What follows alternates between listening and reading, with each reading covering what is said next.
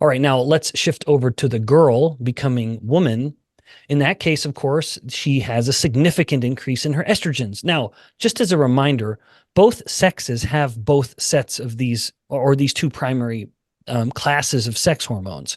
Males have androgens and estrogens. Females have estrogens and androgens, albeit in a slightly different proportion, specifically relatively higher in estrogens.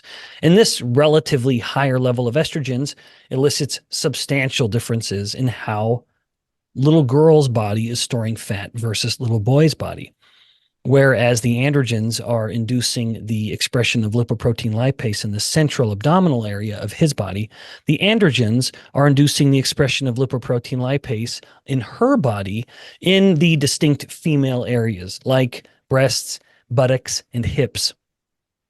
Now, another contrast then, not only is the location different from a subcutaneous aspect, but well, it is in fact that in the female instance, it's all subcutaneous.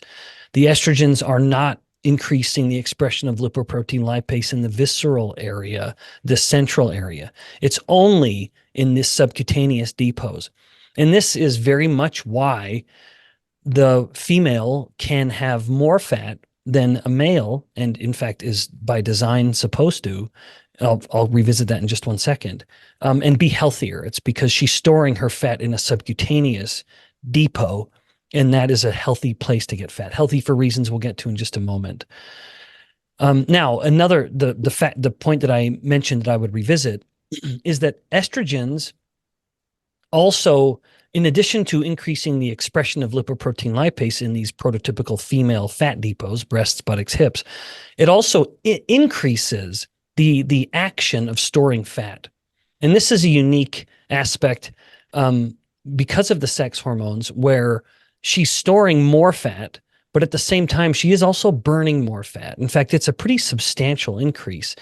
But I want to emphasize, as I did in the previous episode, that it's this turnover overall that's higher, but even still, the net effect is a body type that is storing more fat more readily.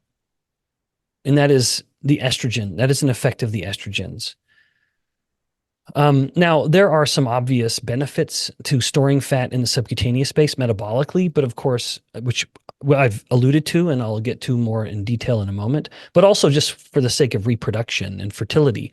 It doesn't behoove a woman to be storing fat viscerally if she has the potential to grow a baby in that same visceral space.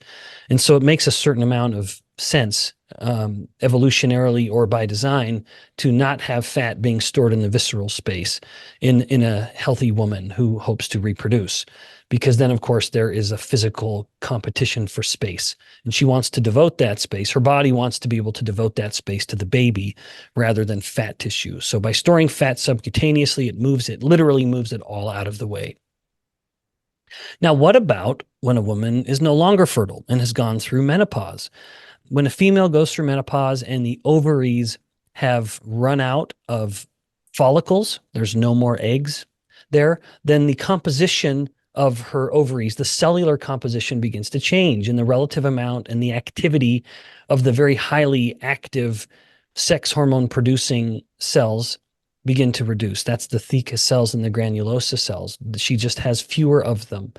And there's relatively just more of other cells that have kind of filled the space. But even still, the ovaries have shrunk because of the loss of this mass of granulosa cells and theca cells, which itself is a product of the loss of follicles, because she's not ovulating anymore. So during or with menopause and the reduction in estrogens, which very much happens, she begins to shift where she stores her fat. And it's not uncommon for the woman during menopause to find that she begins to store less fat in the breasts, buttocks, hips, and relatively more in that central region. So it's almost as if her body fat pattern storage is starting to default somewhat closer to the males. Now, never completely, thankfully. The body type will still obviously be female. We clearly know that to be the case. But nevertheless, there is a shift